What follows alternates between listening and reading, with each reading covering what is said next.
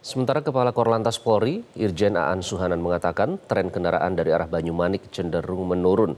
Namun pihaknya terus mengantisipasi jika ada kenaikan volume kendaraan di gerbang tol Cikatama pada Selasa pagi ini. Hasil pemantauan dari Command Center 29, mulai dari Banyumanik ya. Banyumanik ini 3 jam berturut-turut ya. Atau mulai jam 6 itu trennya sudah mulai menurun ya, tren arus lalu lintasnya. Bahkan jam 9 tadi untuk Semarang sudah menutup one way-nya karena arus lalu lintasnya sudah mulai ada kecenderungan menurun. Kemudian di Kali Kangkung juga sudah mulai menurun, tadi disampaikan oleh Pak Menko mulai hijau ya. Kita perkirakan kalau tadi jam 11 itu ya sampai Jakarta Cikatama ini sekitar jam 6 jam 7 nanti ya ekornya sampai jam 7 jam 6 jam 7. Tapi nanti kita lihat ya kayak kemarin itu jam 2 pagi ada peningkatan lagi dari Banyumanik dan Kali Kangkung. Tapi kelihatannya kalau lihat trennya ini akan cenderung lebih landai daripada kemarin. Ini mudah-mudahan karena sosialisasi masalah WFH yang diperkirakan malam ini ada 188.000 yang akan melalui kilometer 66. Ini mudah-mudahan bisa tersaring nanti ke tanggal 16 dan 17 ya. Saya kira itu untuk prediksi malam ini.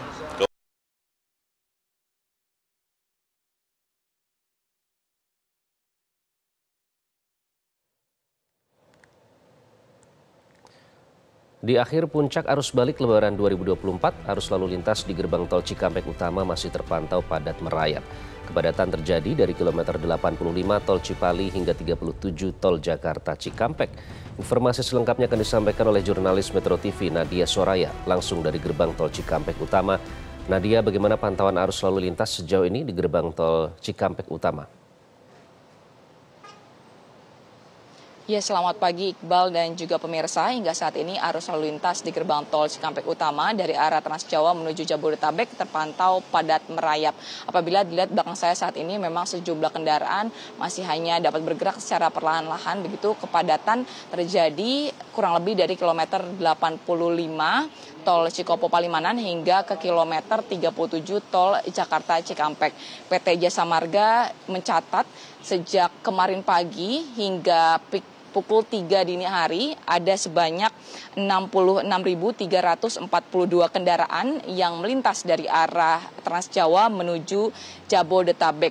Saat ini pihak kepolisian juga tengah melakukan berbagai rekayasa lalu lintas, yakni diantaranya kontraflow dan juga one way. Untuk one way diterapkan dari kilometer 442 tol Bawean hingga ke kilometer 414 gerbang tol Kali Kangkung. Dan dilanjutkan hingga ke kilometer 72 tol Cikopo Palimanan. Sedangkan untuk kontraflow 3 lajur saat ini diberlakukan dari kilometer 70 tol Cikampek Utama hingga ke kilometer 47 dan dilanjutkan dari kilometer 47 hingga ke kilometer 36 yakni kontraflow 2 lajur. Seperti yang kita ketahui bahwa Menko PMK Muhadjir Effendi dan juga Kakor Lantas Polri Irjen Pol Aan Suhanan memprediksi kepadatan volume kendaraan ini akan terus terjadi kurang lebih hingga pukul 6 atau 7 pagi nanti, artinya sekitar 3 sampai 4 jam ke depan begitu. Sedangkan untuk titik-titik kepadatan yang terjadi saat ini diantaranya di rest area kilometer 57 dan di kilometer 62 yakni rest area Dawuan. Samping itu juga ada persimpangan, yakni persimpangan Purbalenyi, di mana sejumlah kendaraan ini datang dari arah Bandung dan juga pertemuan dengan kendaraan dari arah Cikampek Utama.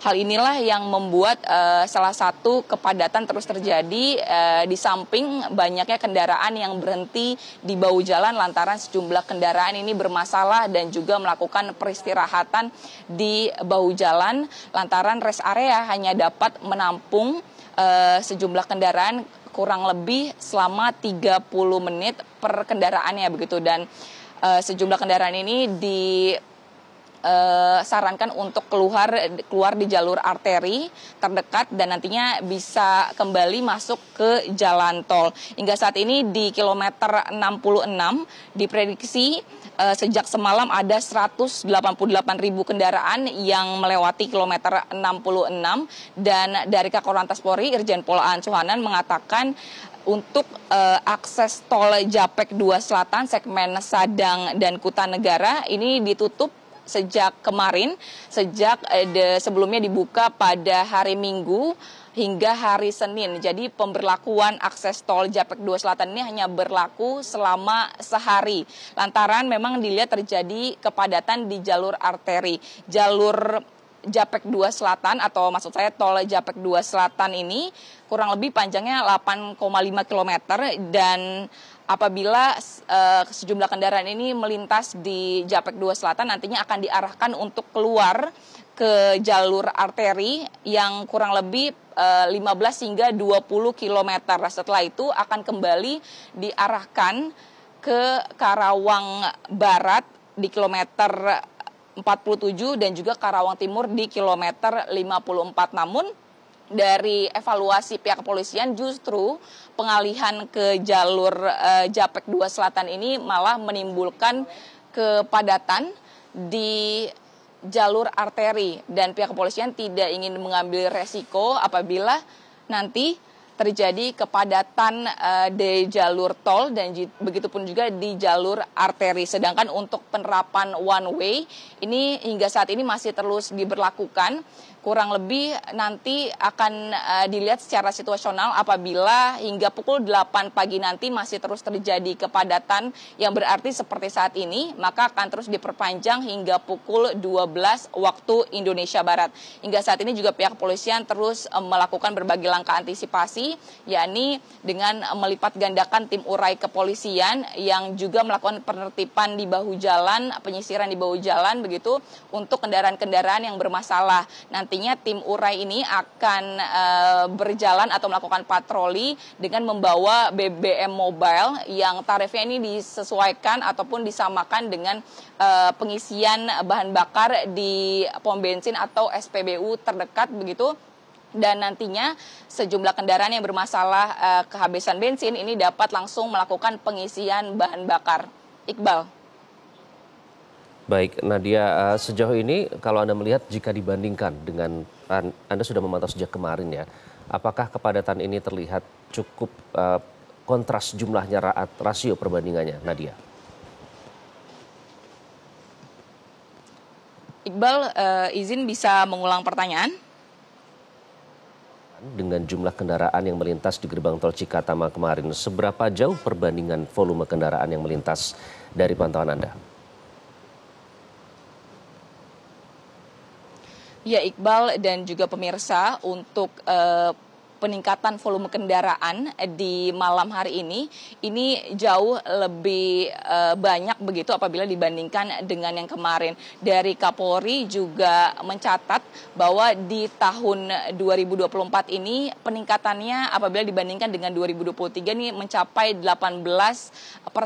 Sedangkan kemarin memang dari PT Jasa Marga mencatat masih ada sekitar 40% kendaraan yang belum melakukan perjalanan balik di libur Lebaran 2024 ini. Artinya pada hari ini yang disebut oleh Kapolri Jenderal Listio Sigit Prabowo menjadi puncak arus balik 2024, 40% kendaraan tersebut diprediksi melakukan perjalanan balik pada hari ini dari arah Trans Jawa menuju ke Jabodetabek. Iqbal. Nadia, kalau dari pantauan Kakor Lantas tadi malam ya, dinyatakan bahwa arus lalu lintas yang melintas di Cikatama itu sudah mulai terurai. Nah, pukul berapa Anda memantau tadi kepadatan itu mulai terjadi lagi?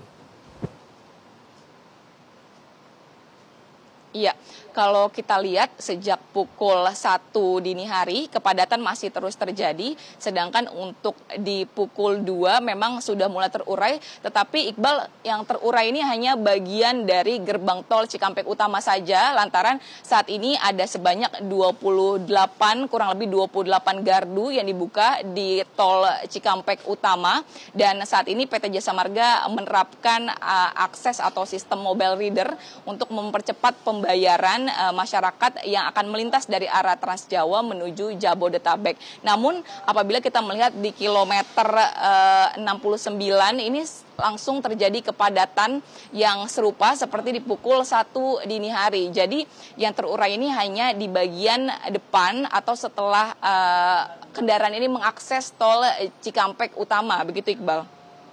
Oke, masih terlihat ya di belakang Anda saat ini kepadatannya.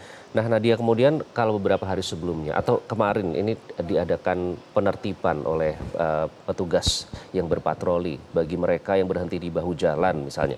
Apakah ada informasi terkait hal itu? Apakah itu masih dilakukan?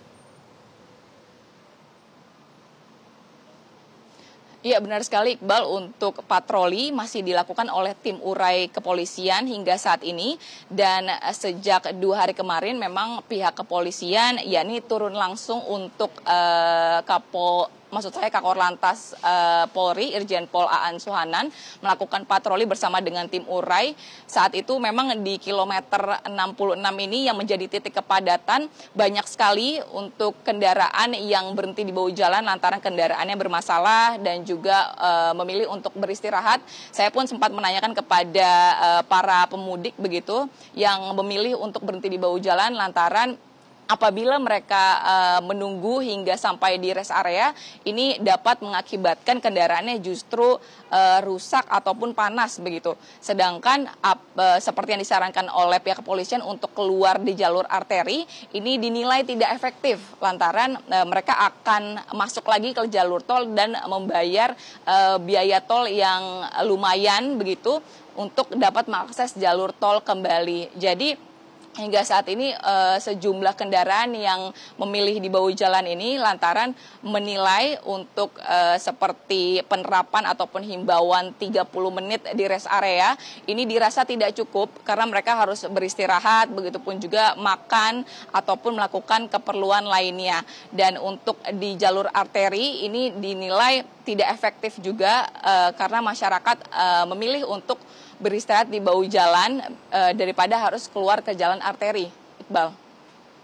Oke, baik Nadia Soraya. Terima kasih melaporkan langsung dari gerbang tol Cikatama. Jelajahi cara baru mendapatkan informasi. Download Metro TV Extend sekarang.